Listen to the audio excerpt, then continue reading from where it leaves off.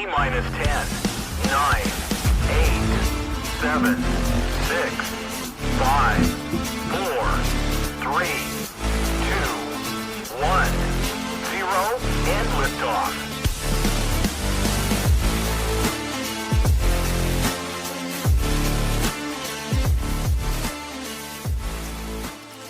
Oh yeah, you get the Horn Show.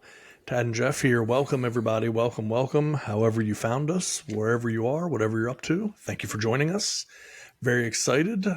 So first of all, congratulations to you there, bro. You got a new studio you're shooting from here tonight. People will notice the new background.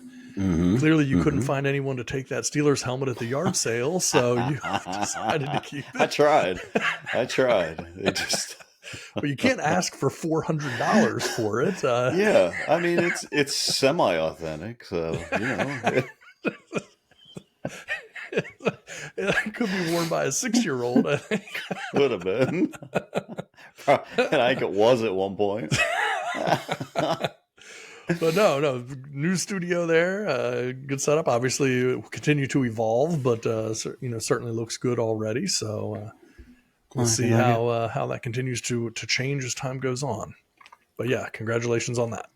Thank you. A lot of hard work, blood, sweat, and tears. That's it. And that's what it takes to get anything done.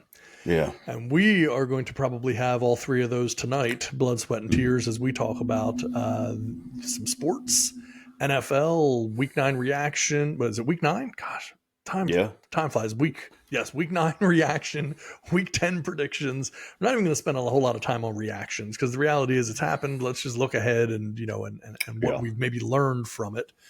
Got a couple other interesting stories here that I thought were worth talking about. I'll throw one out really quickly up front before we even jump into all the NFL stuff, just because I saw this and I thought it was pretty crazy.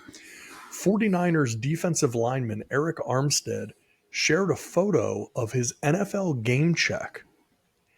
And this dude loses 49.3% of his pay in taxes. Now, I understand, and in fact, I have got a screenshot here. I will show you. This is his actual paycheck. So if people want to know what an NFL pay stub looks like, if you're not watching this on YouTube, you can go on there and see it. This is an NFL pay stub. And you can see here, okay, $393,000. Not a bad game check. That's one game. But look at the amount coming out. Federal taxes alone is about $145,000.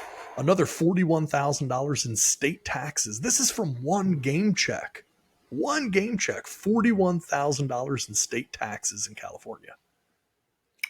That's insane. Do you see that though? Like he got money taken out because he played in Denver and he played in, I guess, what was that? Chicago? Illinois. So you see money taken out. Yeah. California, Colorado, Denver, and Illinois. I mean, and look at that. Look at the difference. Year to date, this dude has already paid $500,000 almost in California state taxes. That is insane. I mean, no one's obviously crying. And I saw this not too long ago on it was on TikTok. I have no idea. He probably posted it on YouTube, but it was him just kind of breaking it down. And of course, he wasn't doing it to be like, woe is me, just like, sure, hey, look at this and see this. I mean, we often talk about this too, like how much thought process goes into someone playing in like a tax-free state. Like if you've got an option of playing in Texas or you have an option of playing in California. Now for him, obviously a game check, spending $41,000 in taxes, making what he makes probably isn't that big of a deal. But you got to think for someone that's kind of a, middling, NFL player, that's got to play some factor into it. I would think anyways, too. Well, think about this, Florida, $41,000 per check times 17 games is about $700,000. That's state tax alone. So when you look at that's state tax, then you look at the federal, and this dude is paying out nearly 50% of his game check is going to taxes in total. Again, not just state, but total between federal and state. Half of his money. Now then you gotta give the money to your agent as well, and whatever your other managers and different things and publicists if you have them, and all of those types of things for your bigger name players. So I mean, it's you hear some of these deals and these big contracts, but it's like, man, depending on where you play, you can take 50% right off the top, and then whittle it down from there. So you do need to. Can you pull be conscious. Can you pull that back up? Sure. I just want to see something right quick. Yeah, let me. All right, should be up right now. Okay, yeah. So that is an actual pay stub. Yes. Which is hilarious because the NFL, as much money as they make, this is their time. They literally give these guys actual pay stubs. Yes. Like, I haven't gotten a pay stub in, I don't know, 15 years. Yeah. I literally think they have guys like hand out envelopes with the game checks. That's what it looks like. That looks like it would have come in an envelope. That is so funny. Yeah. And I'm sure it's all still direct deposited, but still, like, you get an actual pay stub, not like, hey, pull it up online if you want it. That's funny. Yeah. Yeah. Jeez. Crazy. How crazy is that, man? That is nuts. I mean, that those guys, this is, NFL. I'm sure, the government really wants these guys to get these huge paychecks because that's more in taxes they can collect too. So. Well, just imagine, right? I mean, that's what an Eric Armstead makes. Imagine a Nick Bosa. Imagine a Christian McCaffrey. Yeah, I want to see the amount of money that these guys are paying. I mean, Eric Armstead is certainly well paid, but he's not on. He's not on the other level of what some of these guys are making. I mean, Justin Herbert, right? I mean, we saw on Monday Night Football the Chargers playing, and so you have Justin Herbert, and you think about him, man, in LA. Come on, man. And that dude's making a lot of money. Yes, and, absolutely. You can only imagine those game checks. He's probably losing $1.5 million every game in taxes. That's insane. There should be a pothole in that city. They better not be. But anyway, so I saw that, thought it was interesting, but don't want to focus too much on that because I want to look ahead. And so I'm going to kind of put you on the spot here just a little bit if I could, and I can go first if you need me to. But I'm curious, and we didn't talk about this ahead of time, so I'm hitting you with this right off the top, but this popped in my head. What three reaction things do you have from week 9 in the NFL? Any, like, whatever three things particularly jumped out at you? And again, I can go first because I know I'm surprising you with it. If you need me to go first, I can. No, I got one right off top. So we're week 9 in the NFL. Yep. We're almost halfway through. And if the playoffs ended today, or if the playoffs started today, all 4 teams in the AFC North would be in the playoffs. Yeah. What a dogfight this is turning out to be. Yeah. And amazing. Bengals are back on. Joe Burrow is back. Back to that MVP level, back to that elite level, now that he can move and can run a little bit. But no other team is shrinking. Everyone else is, is just moving forward. Browns had a pretty easy week after the Cardinals trade away Josh Dobbs. Who was a hero in Minnesota.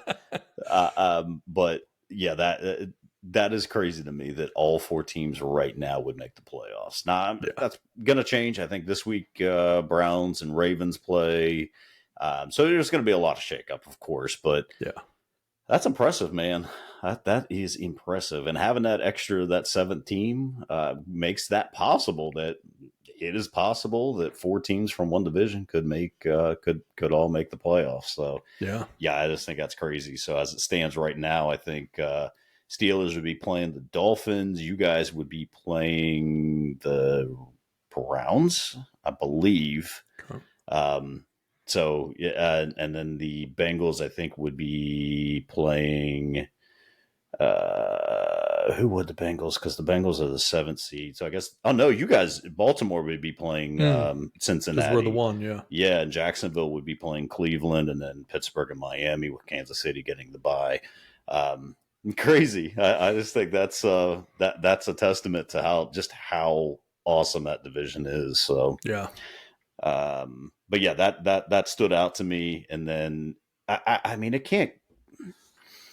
I don't think it could be understated just how amazing that Josh Dobbs situation was. I mean, this dude went through 2 touchdowns last week and ran for one with the Cardinals, gets traded, is not supposed to play in that game. Jaron Hall gets injured pretty quickly, and Josh Dobbs comes in and throws 2 touchdowns and runs for another one. This is his 5th team in the calendar year, and that's just amazing. I mean, Well, did you see him on the sideline, taking snaps with the offensive line because they didn't know his cadence or his count or anything? So he literally just got there before the game, pretty much. They've never taken a snap, so they're on the sideline. This is during the game, and he's like counting out the snap and having them snap him the ball so that they can get on the same page before they run out in the middle of an NFL game, whenever it was, first or second quarter, whatever it was that he took over. And it's like, and then he goes in and is successful. So it's just, it's amazing. With no Justin Jefferson, and Falcons are not Falcons pretty good defense. They're not like a slouch team for certain. No. Desmond Ridder gets benched for Taylor Heineke, which is kind of a big deal. And then for some reason, Arthur Smith refused to use Bijan Robinson, who he's refused all year. Drafted in the first round, made no sense. We talked about it. Made no sense for them to even draft this guy, considering they had the number 1 rushing offense last year. You couldn't get any better. How better can you get than being 1? So just didn't make any sense. And then just not use them. It just, I don't know if there's more to this than we're not seeing. I don't know. So, yeah. You got a third one? Third one. Man, I come back to it. People are going to start thinking I'm a closet Ravens fan, but just the domination they put on a 5-2 team, the Seahawks. Whew, that was just another one. And again, like Lamar barely did anything. You get an undrafted, rookie running back who just takes off. Yeah. It's 138 amazing. yards on 9 carries. Yeah. And we talk about Kyle Van Noy, how no team after the end of last year ends up with 5 sacks in the last 5 games of the year, gets put on the Ravens practice squad.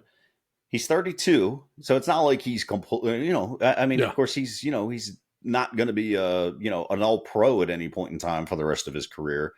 But comes in 5 games, he's got 5 sacks, he's got 20 QB pressures, just playing out of his mind for that defense that is reminiscent of some of the great Ravens defenses in the 2000s, and then the offense kind of finding the rhythm a little bit and clicking. So I still worry about the pass game with the Ravens.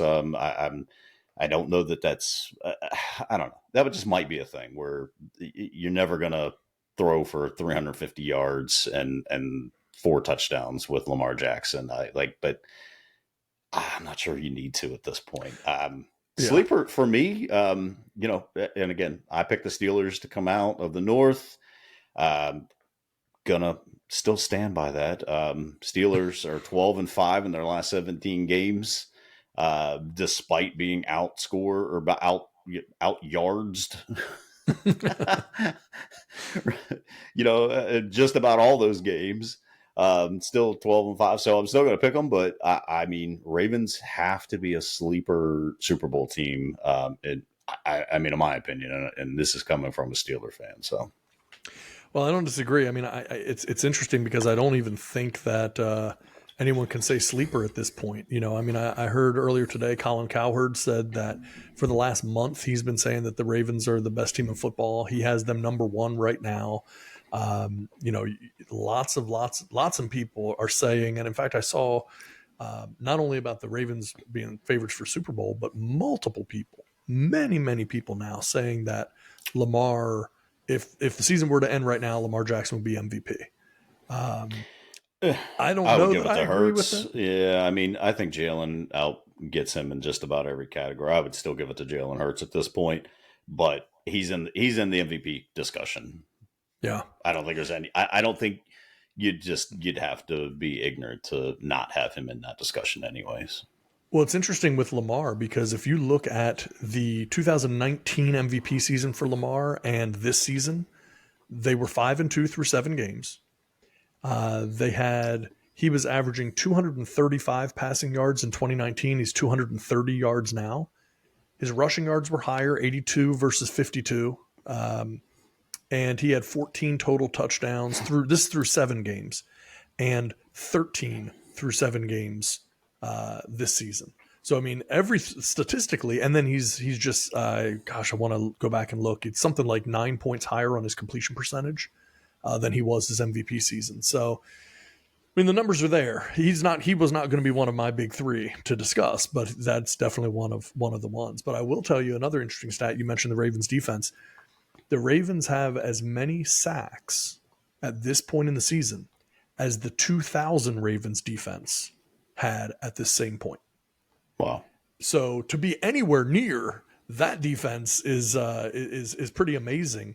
And I saw this stat the other day and I really thought like, okay, this is impressive. The Baltimore Ravens defense right now is allowing 4.2 yards per play.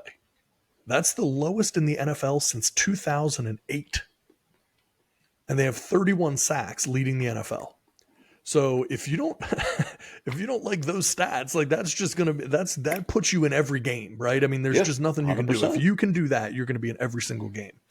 And then to close out with Lamar, his first 5 seasons, his completion percentage average was 63.7. This season, he's at 70.5.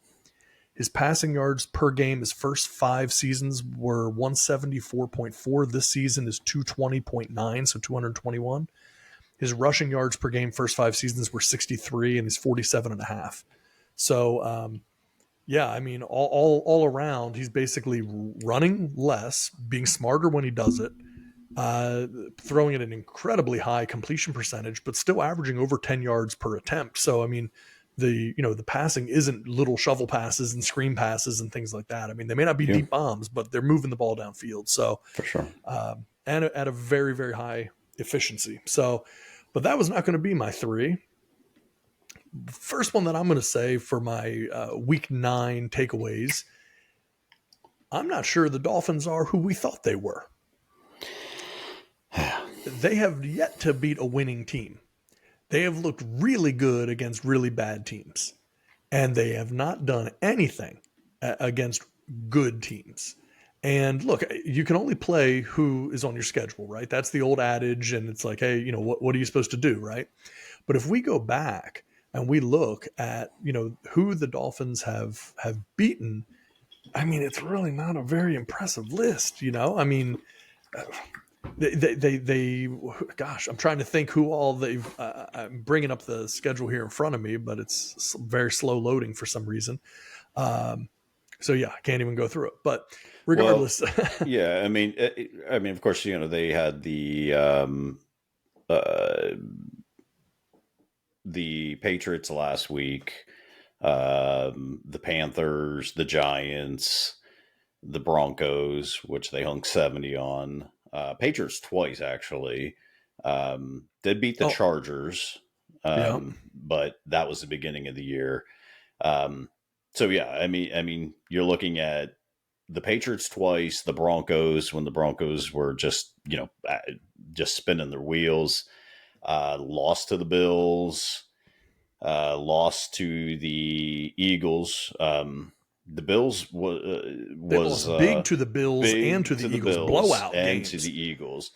They were in this game against the Chiefs. I don't put much stock in these games that are overseas. I mean, it's just I don't care, man. You can get there 2 weeks early, and it's still just going to be awkward. So I don't put a whole lot of stock in that. But they were shut out in the first half. That's right. So. Yeah, they were getting destroyed in that game, and then it turned in the second half. But yeah, absolutely, I mean, you see what they've done, and when they've been explosive, they've done it against bad teams. So I think 100%. Part of that is we just weren't realistic in terms of looking at how well they're playing, but not necessarily looking at who the competition is. They're playing. And that's such an important thing, because you're talking about the Ravens, that they did it against the Seahawks, that they did it against the Detroit Lions. Like the quality of the opponent is really, really high.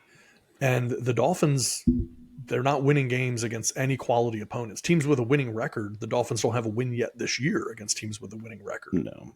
And I mean, but they're going to finish with probably 12 wins minimally. They got the Raiders next, the Jets, the Commanders, the Titans, back with the Jets, the Dolphins, the Cowboys, the Ravens, and the Bills. So their last 3 games are Cowboys, Ravens, and Bills. So yeah, you're still probably looking at probably 11 wins for that team, and probably looking at a 2 or a 3 seed at this point. So yeah, it'll be interesting. And can Mike McDaniel, can he wear jogging pants that fit? I mean, it just annoys me. It's the little things that annoys me these days. Must just be getting older. I don't know. Dude, you're a grown man wearing tight jogging pants, and you have them pulled up past your ankles. Why do you have to have a look? You're an NFL coach. Whatever, man. It is what it is. But and then he's running away from the cameras all the time. It's just weird. I mean, fine, he's a good story, but beat a winning team, man. And then we'll talk. Yeah. That's first for sure. Yeah. So I covered my first takeaway of this past week. My second takeaway is just how important an NFL coach is to the team. For years, we gave so much credit to Bill Belichick and the success of the Patriots and everything else. And we talk about the good coaches in this league often, right? If you're a good coach, Andy Reid, John Harbaugh, Mike Tomlin, these coaches, they get a lot of credit for doing great things because they're fantastic coaches. But let's also give credit to what happens when you are a bad coach.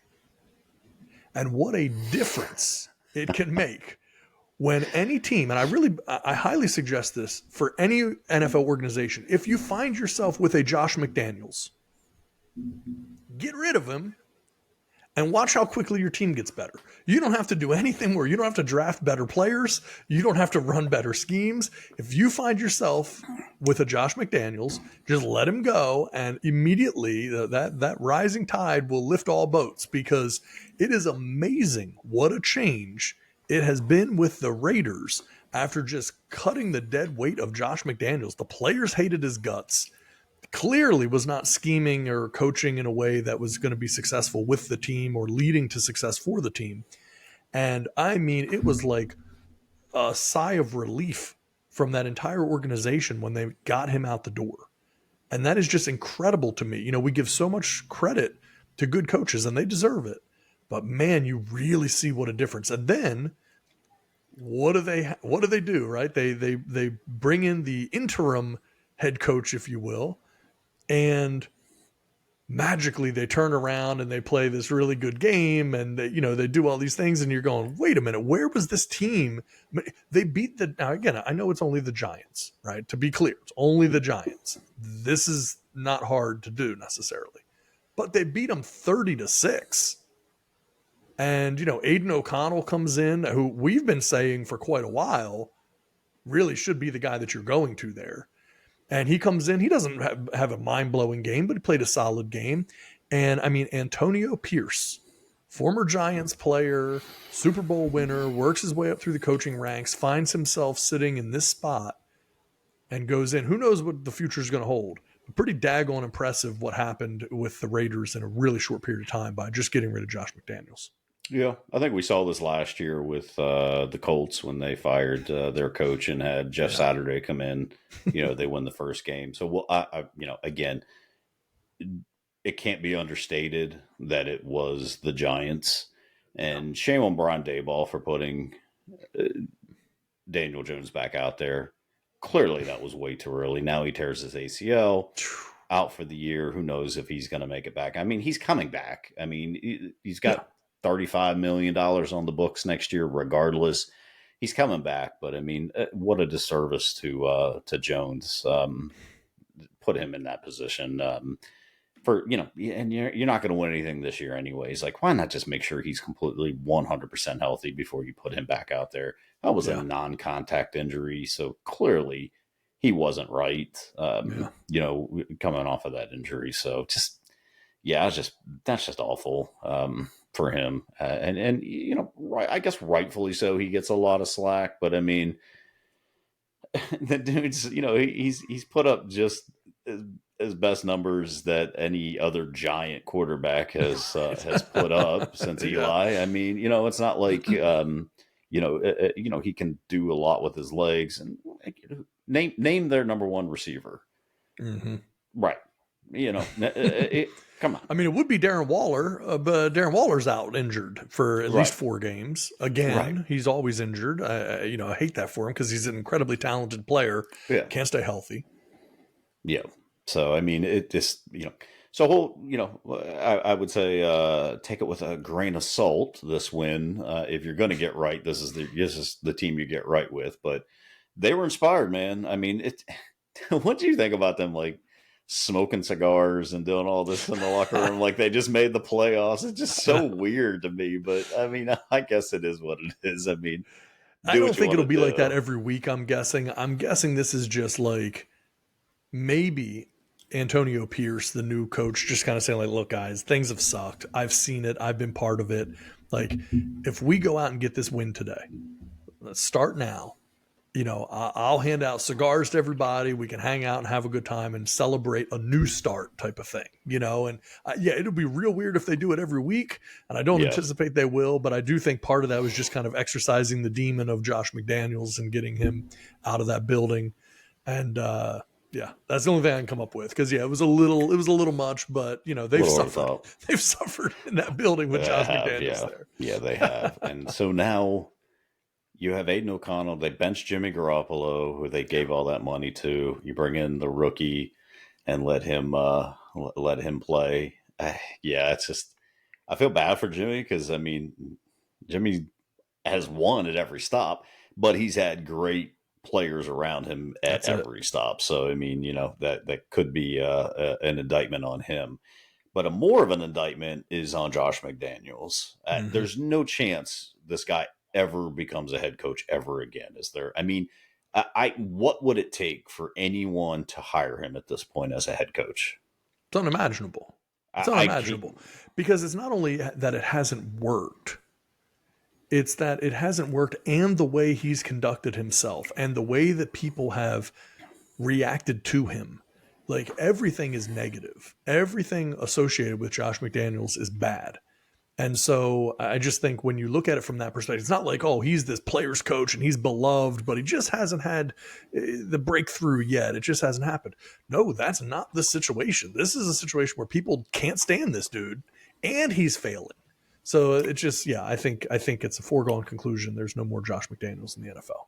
Is he even as a head coach? Let me say that. Yeah, but is he even going to be a highly sought after offensive coordinator at this point?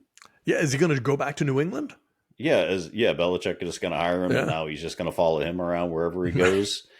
And there's some rumors that if the Patriots lose this week, that possibly they could consider letting Belichick go.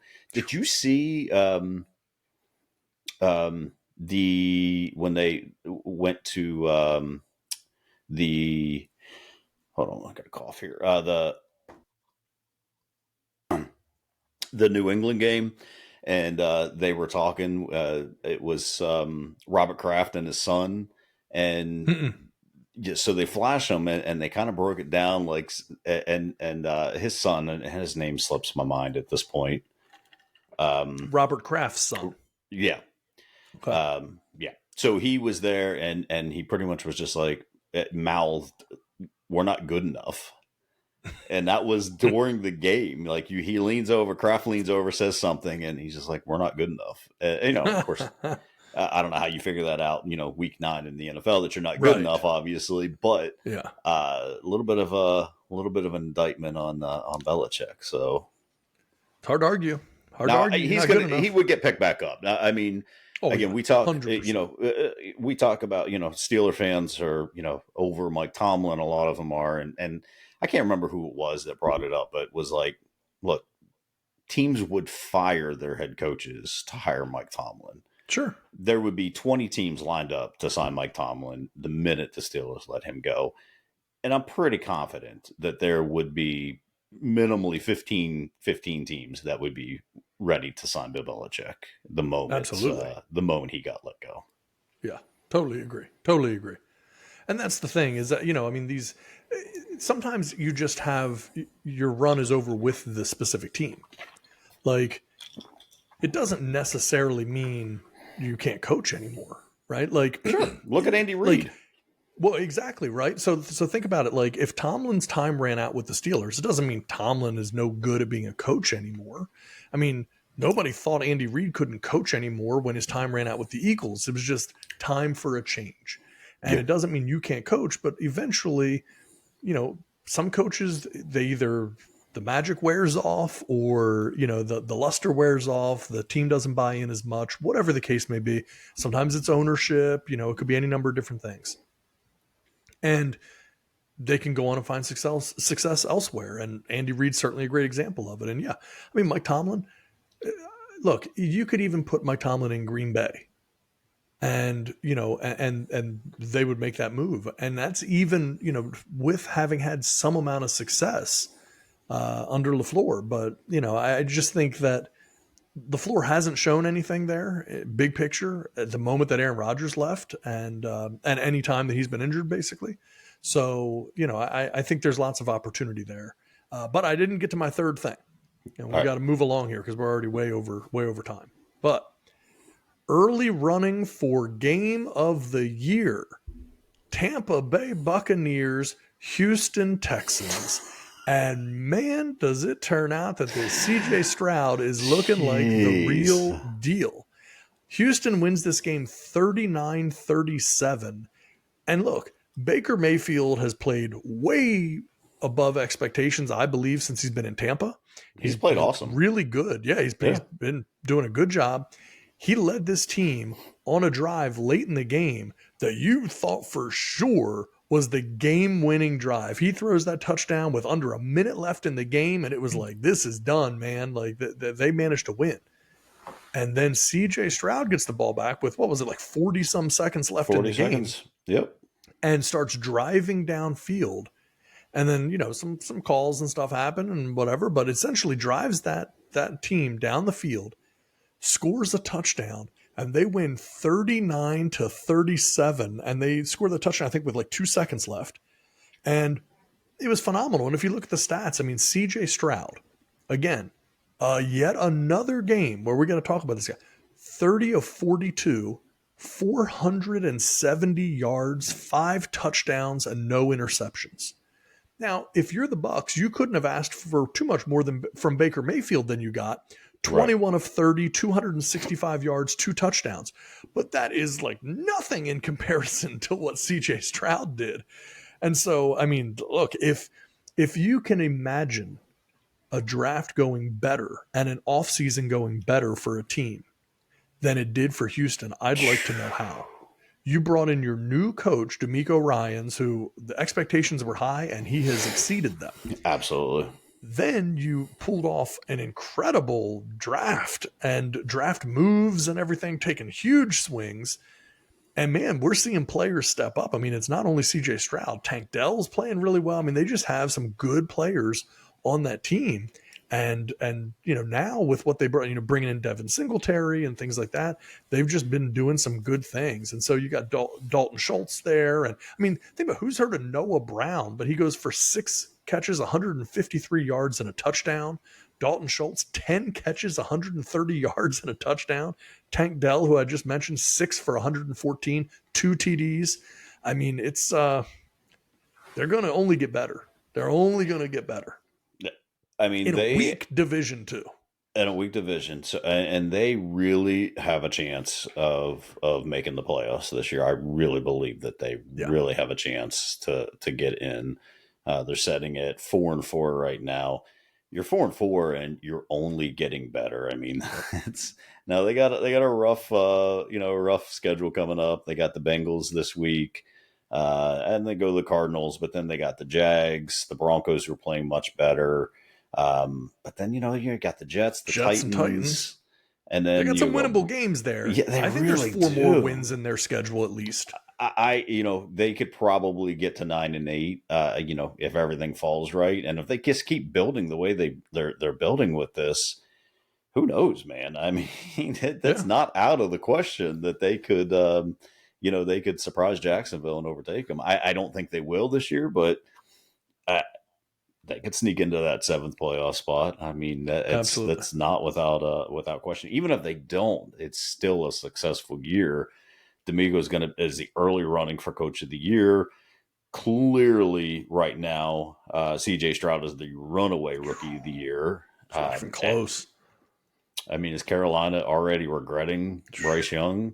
We talked about it, man. Bryce Young is what, 5'9"? I mean, and he just looks so tiny out there. And C.J. Stroud just looks like he just has complete and total command of that Texans offense already. So he's been impressive. He really has. I mean, it is. It's something to see, and you don't see it all that often. You see young players come in and play well. That's not unusual, but to do what he's done at the hardest position in all of sports is impressive. And when you look at Bryce Young, I mean, look, let's face it, he's completing 64% of his passes. He's thrown 8 touchdowns, 7 interceptions. Quarterback rating is 77. Just not exactly what you're expecting with the number 1 overall pick. So again, he'll get better too. I mean, and the Panthers aren't a good team; they're not a talented team. So there's room for improvement. What? They were 7-9 last year. So you thought bringing in someone like him would elevate them. I mean, that was their whole thing. I mean, they were running through quarterbacks left and right there last year. It's still able to be 7-9. They brought in Adam Thielen, and you just thought I mean, you let DJ Moore go. To move up and it's just one of those things. It's kind of like, man, you hope to draft someone like DJ Moore, and you're getting a rookie, quarterback. What more would you want than to give him, a top 15 receiver in the league? It just, meanwhile, you're looking at CJ Stroud, 14 touchdowns, 1 pick, quarterback rating of almost 103, 2,200 yards, almost 2,300 yards. I mean, right now he's on pace for almost 5,000 yards, 30 touchdowns. I mean, yeah, and to me, it can only get better. I mean, once they figure out maybe they're going to be trying to draft, a high running back, a running back or something, to kind of tag along with him and maybe, increase that receiving core a little bit. But man, Texans are in a great spot. You're right.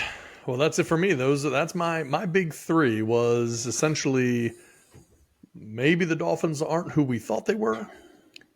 The importance of a head coach in getting rid of Josh McDaniels, and then early game of the year, Bucks, Texans, and of course, obviously, along with that, what CJ Stroud has done.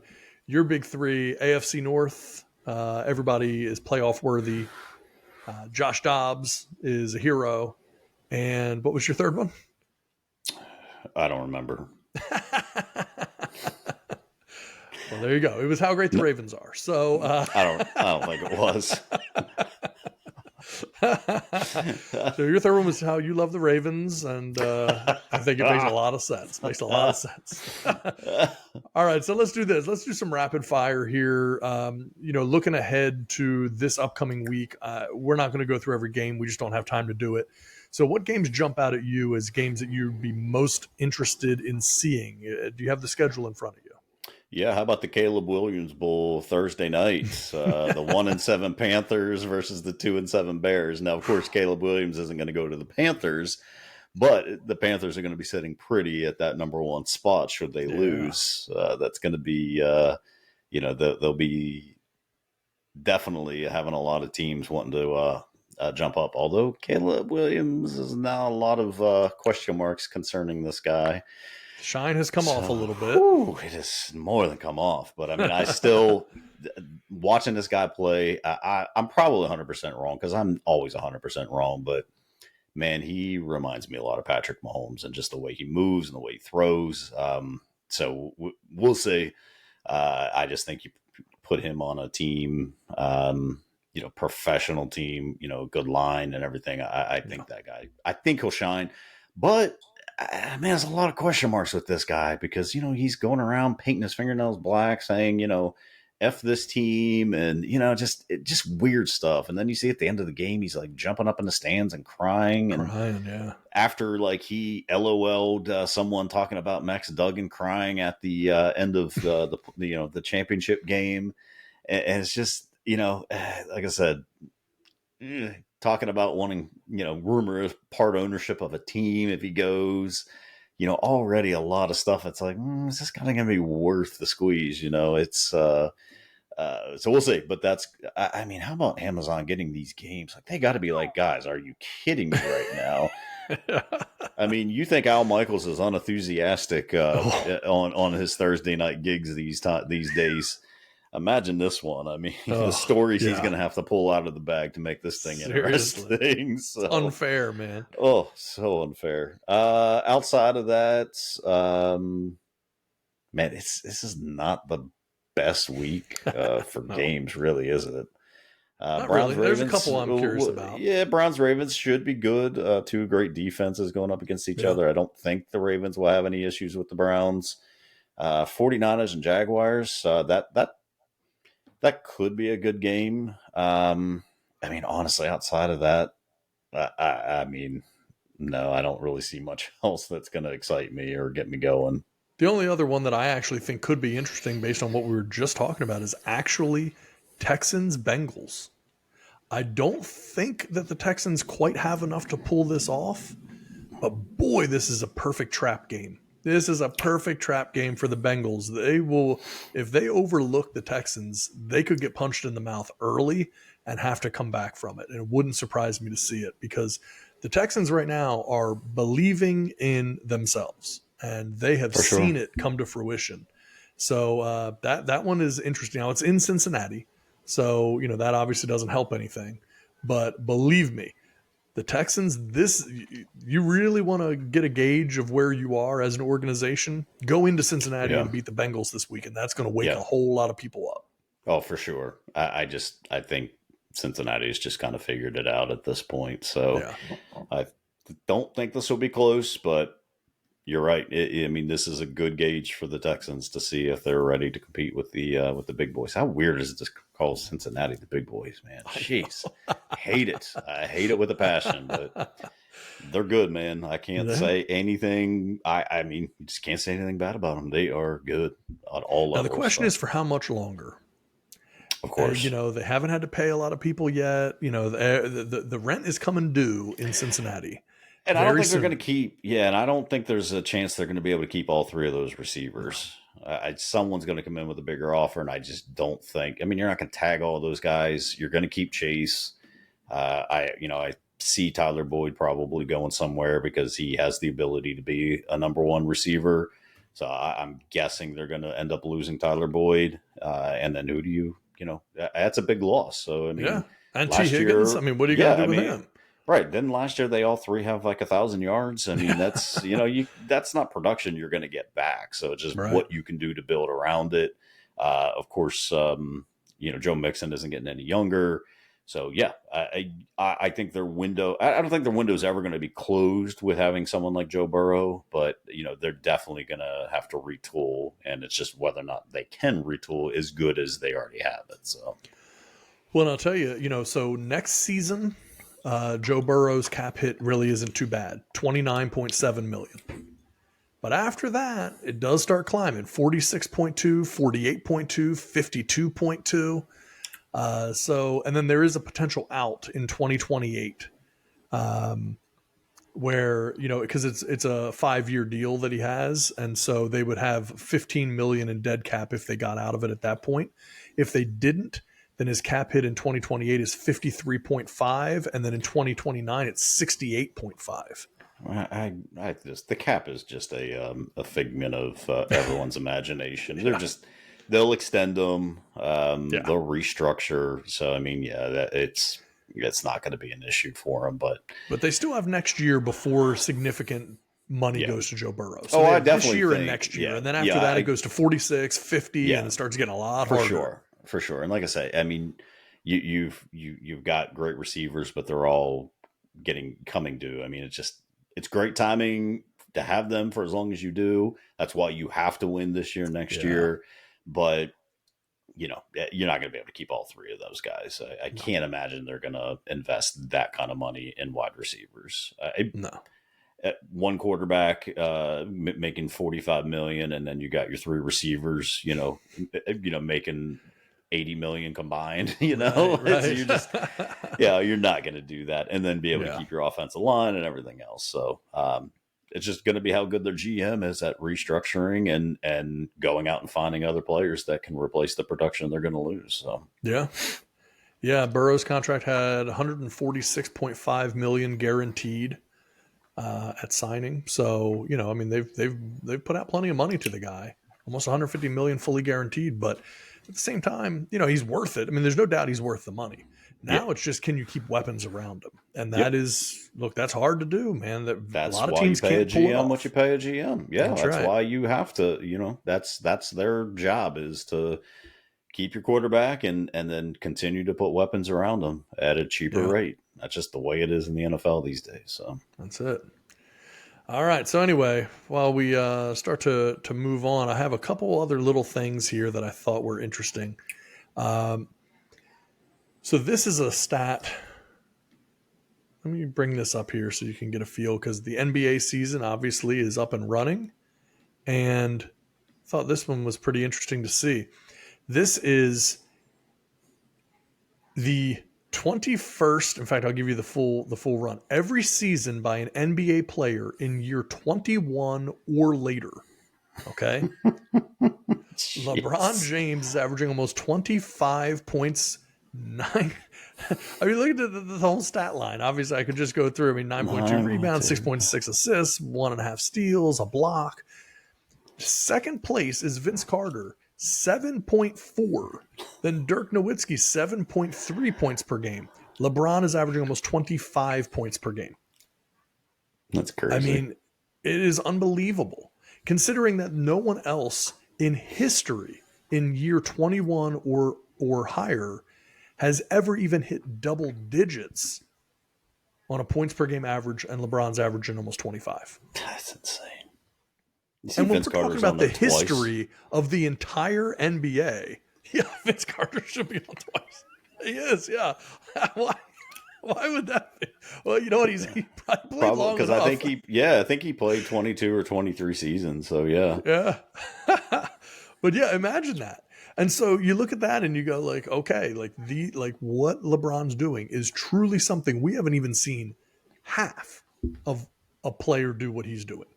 We have never even seen someone average 12 or 15 points a game in year 21 or later. He's averaging 25. No one's ever even done double digits. It's. I mean, just the way he keeps himself healthy is something to be amazed by. I really is, and I hate giving that guy any credit ever, but it's hard not to. I feel like once these guys get older, and like you hate them, and let's be fair, I hate LeBron because he didn't come to Chicago when that whole big three stuff was going on. Would have been just an amazing fit there. With Dwayne Wade. Of course, the Bulls get Dwayne Wade like 8 years after. Oh gosh, what a waste. But so there's a lot of hatred towards that. And of course, the whole decision thing was just weird. Everything he did was just me. But I mean, you can't ever doubt the guy loves the game of basketball, is really, really, really good at basketball, and stays incredibly healthy. It's amazing. Yeah, what he's doing. Now, there is some, discussion that they were only going to play this guy maybe 30 minutes a game. Yeah. for health reasons. And then he comes out, and there's a rumor coming out that he wants to play 4 more years to have the ability to play with maybe both of his sons. And it's so it's kind of like, all right, you're paying this guy almost $50 million a year. He's saying that, hey, I need load management here. I'm only going to play 30 minutes a game, but then comes back out and says, well, I want to play another 4 or 5 years. It's like, bro, I mean, come on, man. Like you're already not playing, and now you want to play 4 or 5 more years. So, but hey, think about it. We just talked about, right, Vince Carter. Vince Carter averaging 7.4 points per game, 3.2 points per game. Like, if LeBron wants to play 4 or 5 more years, is there any reason to believe that he couldn't and still be able to average 8 to 10 points a game? He doesn't need to be the LeBron that plays and averages 25 to 30 points a game for another 4 more years. Like a lot of players, you hang on, you keep their career going. I'm not saying LeBron should or even would necessarily want that, but realistically, there's no doubt he could stay in the league and contribute significantly. And we're talking about significantly better than players that are half his age that are coming in. Think about on an average NBA roster, the vast majority of players on a team are averaging 10 points per game or less. You have 1 to 2 players that are your star players. Everyone else they're not major scorers. So LeBron could play, honestly, probably 10 more years and still be able to average 3 or more points a game. You know what I mean? Right. Like, this is a guy that could play for however long he ever wanted to play, basically, because he takes such good care of himself that it's kind of like, he could just keep hanging on and he'll stay. He won't be the centerpiece, obviously, but he'd be able to stay on a roster for, I think, quite a lot longer. It's insane to think about. That's fine. Yeah, I could see that. I mean, I would never want to pay the guy $50 million a year to be doing that. So, and then it comes down to, all right, well, who's signing him? Who's playing him? How much do you want? Like, yeah, sure, he's still a draw, but if he's playing, 20 minutes a game, so we'll see. Yeah. I don't know. You don't want him taking up a ton of cap space playing 20 minutes a game. You don't want to pay him $50 million a year to play 30 minutes a game. Right. You want that guy out there, as much as possible. So, but yeah, no, it's impressive. So, well, and I'll tell you another NBA thing I just saw the other day. Denver Nuggets star Nikola Jokic actually passed LeBron James for career triple doubles already. He had 108 triple doubles. LeBron has 107.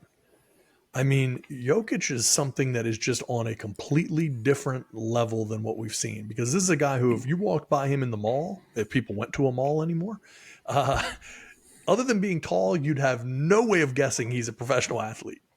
And yet what he's able to do is unbelievable. And just as pure talent, Jokic might be the most purely talented player out there. Victor Wembanyama is certainly one of those guys as well, just a complete freak. But Jokic, just as a well-rounded, incredible player, it's very hard to beat him right now. Someone said today the guy couldn't jump up onto a sidewalk, but can walk around averaging a triple-double. It's amazing what he can do. Incredible shooter for that size. Yeah, it should have been MVP last year. It just, I call that the Jordan effect, where you just don't want to keep giving the MVP to the same guy. But yeah, absolutely. So what's he do? He goes out and wins a championship and wins Finals MVP. So that's it. That's all you can do, I guess. All right, so we're going to get ready to wrap it up. I've got one more thing to touch on before I do. Do you have anything that you wanted to hit on? Anything that I forgot before we wrap this up? Well, let's talk about quickly, and I want to spend 2 seconds on it. Mr. Martavis Bryant, former Steeler, yes, signed today with the Dallas Cowboys. Gets banned essentially from the league because of substance abuse, and we all know what that substance of choice was. Good to see. The dude's a freak. Dude was a phenomenal player. Could have been an all-pro, really. I had that much faith in the guy. It was just their their weak policies on, on recreational use drugs, which again, you knew it. It's not like it was a surprise. So it was kind of silly that's what he was doing. So, I mean, it's like, all right, it was banned. Yes, it's stupid, but everybody else can follow the rules. You probably should follow the rules too. So I'll be curious to see what he does. How many weeks it takes to get him back. And then one Mr. Blake Martinez. Maybe a lot of people don't know, but was a really good linebacker for a long time. I mean, racked up a ton. He was a tackling machine. Quits football to sell Pokemon cards. Brings in almost $8 million of revenue, and then gets busted essentially for scamming people out of Pokemon, of all things, Pokemon cards. Like, you're scamming people with Pokemon cards. Gets kicked off of I believe it was Whatnot. He was selling most of his stuff on. Gets banned from there, and now I guess really needed the money, so now he just signs, decides to unretire, and is now back in the NFL. So I guess joins the Carolina Panthers. This was a Pro Bowl quality player. Yeah, absolutely. It's just now he's been out of the league for a while, so I don't know how long it's going to take to be able to kind of come back in and be an impact player. But yeah, it is a weird story. I mean, this is a guy who retired super young. And it came out like he had been involved in Pokemon during his playing career and everything, and had been incredibly successul, making so much money that he just didn't need to play anymore. Right. And then started a business. We talked about it on the show. We had a whole segment on this show when it all happened, that before he got busted for scamming, we did a segment on the fact that he had retired and started a business and was making tens of millions of dollars a year from selling these Pokemon cards and everything. Well, a little more to the story. Then it turns out he's actually scamming people, and which is gets busted, and it's just the whole thing. Like, how would you not think the spotlight was going to be on you? You're a former NFL player selling cards. You're national news. I mean, this was picked up by every news station. It was on, articles left and right about this, and then you're like, like, you think he's a pretty good guy, and it really just turns out maybe he's not so good. So now he's with the Carolina Panthers. We'll see what he does after being out of the league. I want to say he hasn't played since 2020. Has it been that long? Wow. I thought it was 2 years he'd been out, but it might have been. No, I'm sorry. So he did, I guess maybe he played year before last. Yeah, right? year before. Maybe beginning. He played in 2022, I guess. So I guess it's only been a year and a half, 2 years, I guess. So, but yeah, still. Long time to be out. Long time to be out of the league. Definitely, 100%. So, but yeah, I mean, just scumbag move, scamming people out of all things Pokemon cards. Yeah. Jeez. Well, there's real money there. I mean, yeah, I guess so. All right, so the last thing I have here, I'm going to go ahead and share my screen. We'll talk about this briefly to close out the show. Looking ahead to the future will, of course, be the Super Bowl. And this is how things have changed for the cost of a 30-second Super Bowl ad over time. In 1967, the cost of a 30-second Super Bowl ad was $42,500. By 1970, it had jumped to $78,000. And then from there, we go in 5-year increments. 75, it was 107,000. 1980, 222,000. So more than doubled in 5 years. More than doubles again from 80 to 85 to 525,000. Then slows down a little bit from 85 to 90 to 700,000. 1995 almost doubles, 1.2 million. And now look, I mean, almost the Super Bowl has almost doubled every 5 years in the amount of money. Now, it has slowed down in recent years, some just from doubling. If you really look at, say, from the year 2000 on. But still, in 2024, the cost of a 30-second Super Bowl ad is $7 million. And CBS has already said that they're virtually sold out for this year's Super Bowl. That would be $500 million in ad revenue for the Super Bowl. Dang. I mean, is that crazy or what? That is insane. 30-second Super Bowl ad. And honestly, people have been saying for like the last 5 years or more that the ads aren't even very good most of the time. Like you Right. rarely hear any of them ever even getting any traction or being talked about very much. There used to be some really good ones. Now you rarely see memorable Super Bowl commercials. But $7 million for 30 seconds. I mean, it's unbelievable the way that Yeah, has and some of worked. these companies will put three, four, five of them on. Like that. Yeah. That's got to be a decent part of their budget goes to Super Yeah. Bowl. I mean, you get worldwide. I don't know what is it, 300-400 million people worldwide probably has their eyes on the game. So I mean, it's a wide audience, obviously, that you're hitting. It's just that's crazy. So Yeah.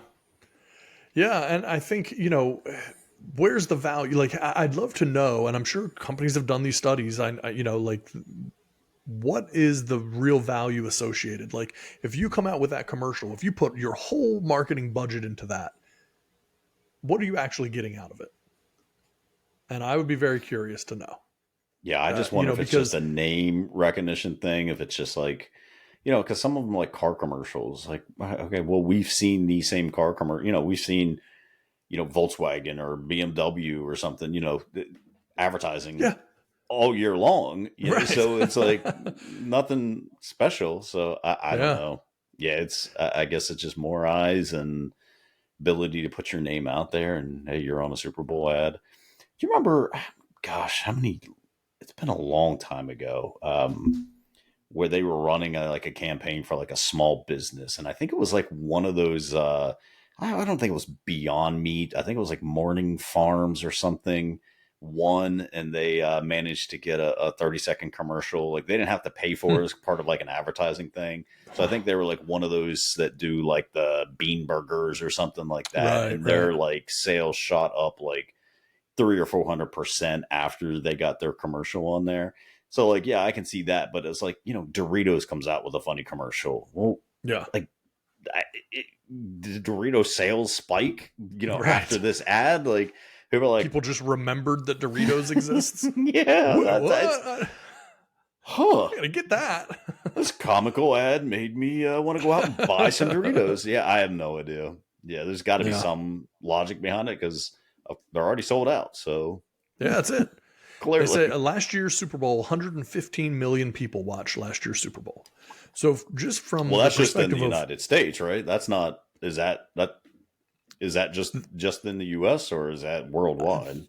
I don't see they're really vague about it because they just say the total viewership. I'm assuming that's worldwide, Okay. but they say total viewing audience globally is maybe 200 million, Okay. with the But that's vast majority of that being in the U.S. So But that's just 115 or so in the TVs, right? U.S. I mean, that's just TVs that are on, and no one's ever. I mean, besides maybe I would say 10% of those people are watching it by themselves. There's usually Right. 15, 20 people watching the game on one set. So yeah. But yeah, all right. But yeah, so you look at that and you say, okay, you're in front of 200 million people. But really, I mean, unless you have a global company, you only care about the ones in the U.S. anyway. If you're a U.S. business, 115 million people. So you get in front of 115 million people all at once. So, I mean, that's pretty amazing because, but it comes at a pretty cost. So you've got to really have a compelling message there to make it make sense. Remember what was it last year? Was it crypto.com that just put the QR code up? Oh yeah. No sound, no nothing. And look, that was smart. I mean, it cost you nothing to produce the ad, but it got a tremendous amount of attention and people scanning and going to the site and everything. So something like that could definitely have spiked and made them some money. So, it can make sense. Was that Super Bowl where FTX was had commercials with Larry David? Yeah, it Wasn't? might be the same one. I don't remember if it was the same. I think it probably was though. Yeah, that worked out well for them. Yeah. glad he got paid while he could. Yeah. Of course his commercial was this is a dumb idea. Right, exactly. Turns out Larry David was correct. That's right, yeah. Larry David doubting FTX was very fortuitous. All right. Well, anyway, I think that's everything for us tonight. We're going to go ahead and wrap this sucker up. Again, as we said at the top of the show, however you found us, whatever you're up to, we appreciate you making us part of your day, and we will continue to try to keep you entertained. So with that having been said, check us out on social media, all of the handles. Check out YouTube. Check out all the podcast platforms. Lots of different stuff happening, man. Check us out. Tons of content all the time. So anyway, that's it. Have a great day, everybody. We'll talk soon. Good night.